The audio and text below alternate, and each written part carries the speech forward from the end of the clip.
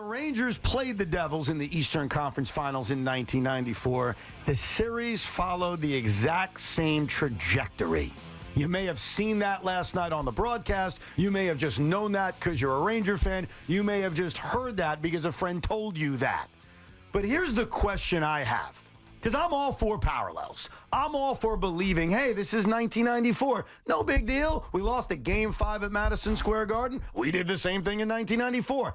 I'm all in on that. I get it. I understand it. But I want to take you back to 1994, and I want you to bring it to 2024. Quote, we're going to go in there and win, unquote. And then that quote, one of the most famous quotes in New York sports history, was backed up by a hat trick. That, of course, came from the great Mark Messier. My question right off the top, and we'll get into the game, we'll get into the moment where I knew the Rangers were screwed, we'll get into Sean's feelings of being at Madison Square Garden, we'll get to Tiki's thoughts and when he knew the Rangers were screwed, and of course we'll talk to you. But the most important question is, who's going to be the guy that maybe doesn't say, we're going to go in there and win, but who's the star player on this freaking hockey team who's essentially going to say, get on my back, fellas, I got you? Who's that guy? If this is 1994, Tiki, if this is 1994, Sean, I'll play the game. Let's play the game. I mean, who's Mark Messier? Who the heck is Mark Messier? I mean, it better be Chris Kreider. Is it? Is that your answer? It better be the guy who had a hat trick in this series or in this playoff. And had a shorty last night. Had a shorty last night, finally getting points. In fact, they got 4 points out of the two of them on that first line. So it better be Chris Kreider, because who else is it going to be? The problem for the Rangers, and it's felt this way this entire series, is that they're having trouble scoring. They're getting some opportunities. And as a result, you're putting all of the pressure on Igor Shesterkin. Now, Shesterkin's been fantastic. He left up a softie last night. But again, are we killing the guy for letting up a softie? You're right. They have to pick him up. Right? You're right. They have to pick him up. How much can he carry on his own? And, I mean, you're right about Mark Messier not walking through the door and coming to save the Rangers. But you also got to remember, back in 1994, when it was, we're going to go in there and we win, you can say that because you have to do it. You know what I mean? Is anyone in that room going to do that? But you have to do it. Like, you can say it, and if it doesn't happen, it'll be forgotten in history. Wow. But if you say it and you actually go do it because you desperately need to go do it, you look like the hero. Well, not only did Mark Messier do it, he backed it up. Right. So I guess the question I have is, and Chris Kreider's a fine answer because he did have the natural hat trick when they needed him the most in that series against Carolina. Does anybody out there as a diehard Ranger fan think that, because who's your best player besides Igor? Who's your best skater on this team? I think the answer is Artemi Panarin, right? There is. Does anybody in their right mind think Artemi Panarin is going to do that?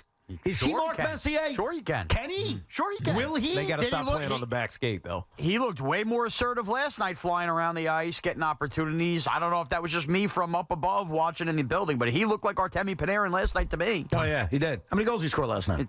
Look, he didn't get them. How many goals has he had so far in the postseason recently? You're right. You're right. But so I'll ask you, is Artemi Panarin Mark Messier? No, I think Tiki hit it, and I think he told us last night. It's Chris Kreider.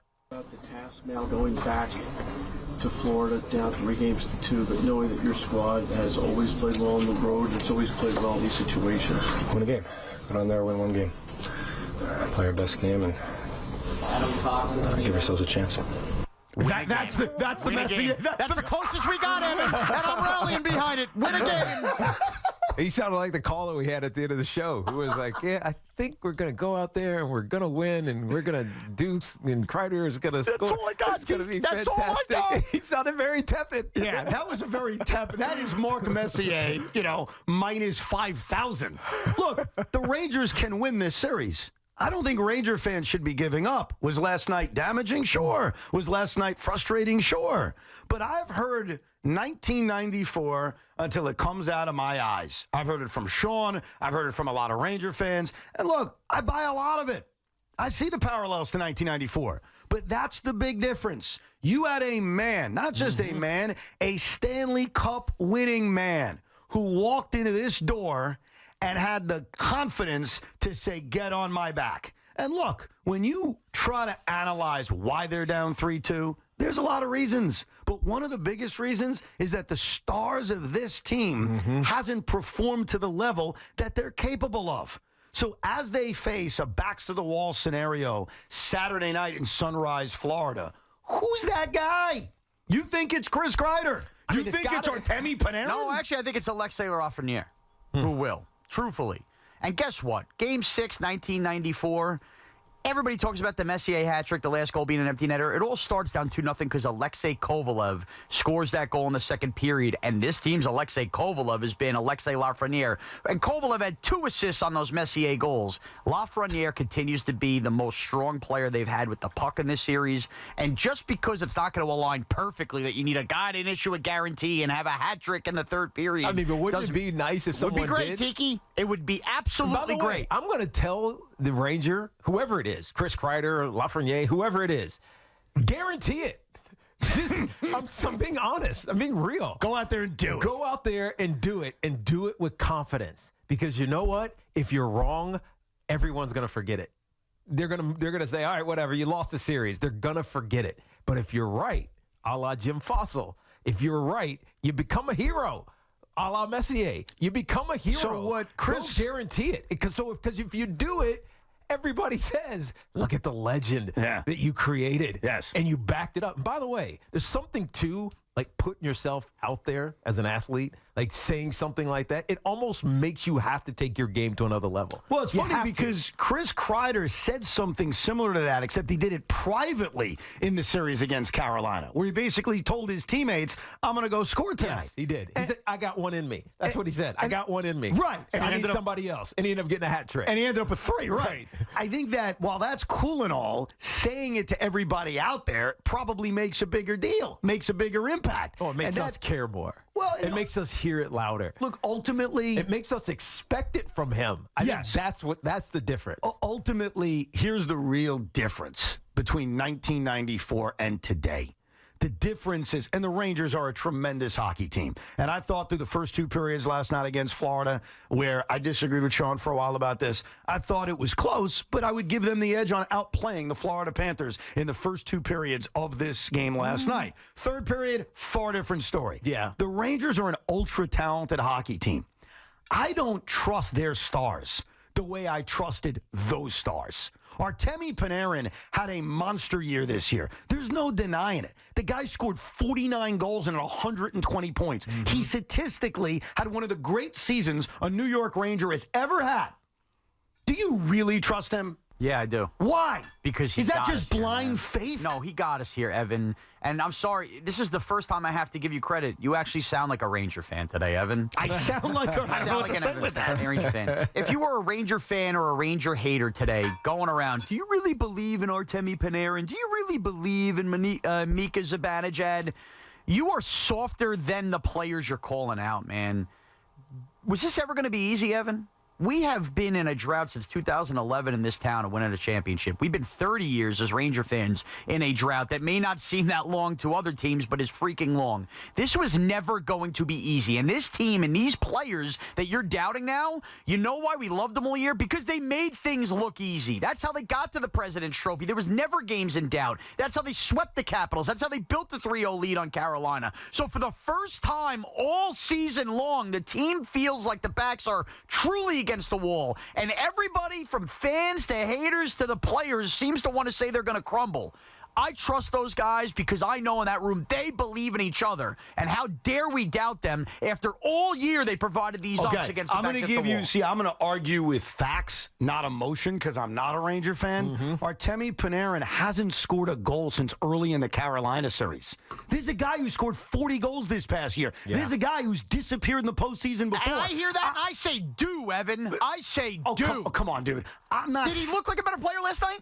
Did he put a ball? Did he put a puck behind Big Bob? Did he put one past Bob or no? Did they get eliminated last night? I never said they got eliminated last night. So this is my point. He didn't put a puck past Big Bob's sister's ass, whatever, last night. He didn't. Chris Kreider did. He didn't, Panarin. But I saw what I saw from Mika the game before. While everybody's counting how many goals they haven't scored, I'm seeing a different player than I saw early in the series where the Rangers were lucky enough to stash 2 wins in their pocket. And I think the best Artemi Panarin Ranger moment is yet to come. And I'm on it. He's scoring tomorrow night. Kreider's scoring tomorrow night. And anybody who's spent $1,500 on tickets Monday night, don't expect a rebate. You're using them. And Artemi Panarin's going to be the reason you're using them. By the way, did you use your tickets last night? I mean, I used them to get in.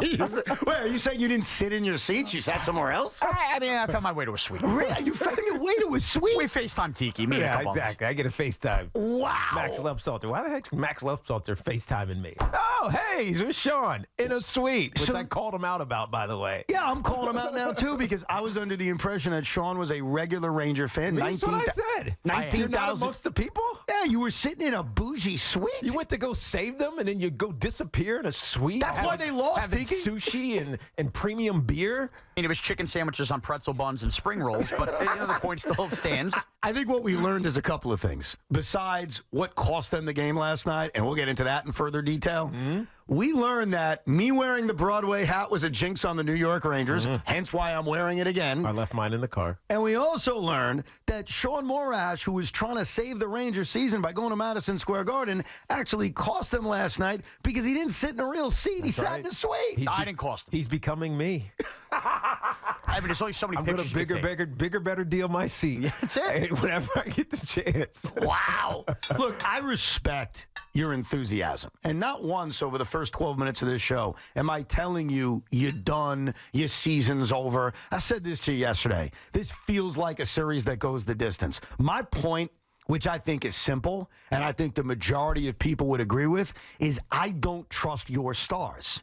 And I think I speak for Ranger fans when I say that. So when you talk about the faith you have in Artemi Panarin, you say it based on nothing that's actually happened. You say it on 120 points during a regular season and a guy who hasn't scored a goal since early in the Carolina series. I don't trust him. I trust Chris Kreider. I thought that was a good answer. Yeah. We saw it in the Carolina series. I trust Chris Kreider to a degree. I don't trust Mika. I don't trust Panarin, and it's why going into Game 6 for all the 94 comparisons you want to give and everyone wants to give, and it's cute and it's fun, there's one big thing you're missing. Mark Messier's not walking through that door, bro. Counterpoint, bro. 1994, before Game 6, for all the moments that he gave in 94, Mark Messier was a mercenary who had won way more championships than Artemi Panarin could dream in another place in Edmonton. The Rangers were a big failure in 93, and in 94, when they were down 3-2, and he said that, if Twitter, X, Instagram, TikTok, whatever other Chinese app we want to come in here was around, you know what many Ranger fans around here who had waited 54 years, not 30 years, would have been typing out and doing about? I don't believe it until I see it from Mark Messier. And then you saw it. So you can say that about Artemi Panarin now, and I understand that.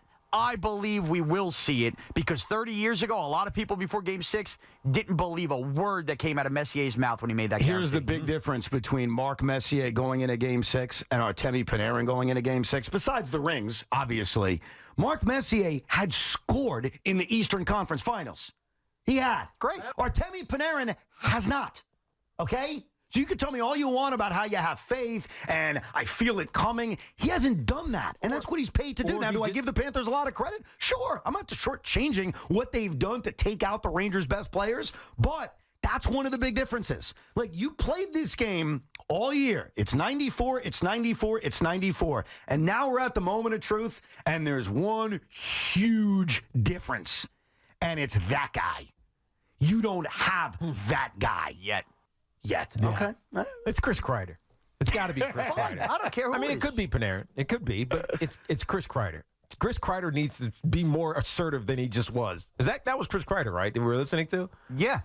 He needs to be more assertive than what we just heard. He needs to show confidence. He needs to speak confidence because not only does it affect him, it affects everybody else around him.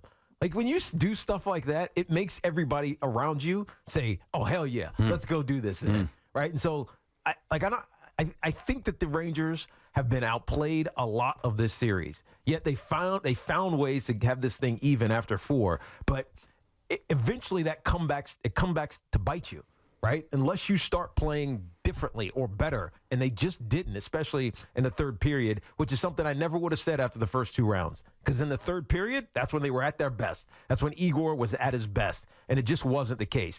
By the way, they pulled the Gurley too early. We'll get to that later. But I feel like this Ranger team they have the will. I just wonder if they have the ability. Because the Panthers are so good. They are very good. Just being, like, annoyingly boring. You know what I mean? Yes. And it's frustrating as an athlete to know that you're better. You can be better, but they're just slightly stifling you. We got a lot to get to from this game, including something Tiki hinted at, which is, was it too early to pull your goalie with 2.5 minutes to go? We'll come back with your phone calls, 888-808-1019. Plus, the moment in this game, and it was early, it was actually relatively early in this game, where I, as an Idaho, knew you guys were screwed. We'll get to it coming up live.